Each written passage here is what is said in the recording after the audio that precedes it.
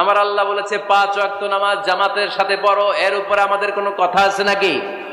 আল্লাহ নারীদেরকে বললেন হিজাব পরে রাস্তায় বের হও, এর উপরে কোনো কথা আছে নাকি? আল্লাহ বললেন সমাজের ফিনান্সিয়াল ট্রানজাকশন গুলো ব্যবসার মাধ্যমে হবে, কোনো সুদের কারবার চলবে না, এর উপরে মুমিনদের কোনো কথা আছে নাকি? আল্লাহ রাসূল যেটা বলেছে ওইটাই ফাইনাল, ওইটাই সবচেয়ে শ্রেষ্ঠ। খেয়াল রাখবেন, এর চেয়ে বেশি শ্রেষ্ঠ হতে পারে? এক সাহাবী বললেন আমি সারা রাত তাহাজ্জুদ পড়বো, ঘুমাবো না। এক সাহাবী বলল আমি আর স্ত্রীদের কাছে যাব না। আরেক সাহাবী বলল সারা বছর আমি রোজা রাখবো, আমি কোনোদিন রোজা ভাঙবো না। আল্লাহ রাসূল সাল্লাল্লাহু আলাইহি ওয়াসাল্লাম রেগে গেলেন, কারণ আল্লাহ রাসূল সাল্লাল্লাহু আলাইহি ওয়াসাল্লাম কি এগুলো শিখাইছেন আমাদেরকে? সারা রাত তাহাজ্জুদ এগুলো শিখাইছে? সারা বছর রোজা শিখাইছে? স্ত্রীদের থেকে আলাদা দূরে দূরে থাকা এগুলো শিখাইছে? রাসূল সাল্লাল্লাহু আলাইহি ওয়াসাল্লাম রেগে গেলেন।